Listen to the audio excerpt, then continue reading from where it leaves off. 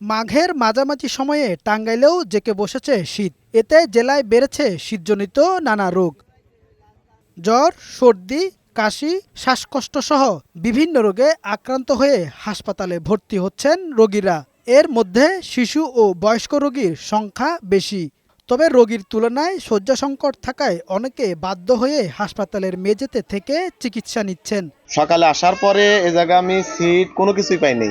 দেখেন কোনো সিটি নেই এখানে, ওরকম কোনো ব্যবস্থা নাই। আমরা আজকে 4 দিন ধরে আসছি, এখনো পুরোপুরি বাবু সুস্থ হয়নি। ওই ঠান্ডার নিগা নিয়ে আসছি, এখানে চিকিৎসা করতেছি। মনে করেন যে নিজ করে ওষুধ পানি ডাক্তার খালি দেখাই দেয়। টাঙ্গাইল জেনারেল হাসপাতালের তথ্য মতে দৈনিক অর্ধশতাধিক রোগী চিকিৎসা নিতে আসছেন।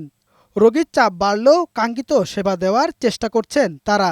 আমাদের বেডের তুলনায় মানে অনেক বেশি রোগীর সংখ্যা, যেটা আমাদের এই ডাক্তার এবং ওষুধপত্র এবং জনবল দিয়ে এই অতিরিক্ত রোগীকে সামাল দেওয়া আমাদের পক্ষে অনেক কষ্ট হয়ে যাচ্ছে। কামাল উদ্দিন, বৈশাখী সংবাদ,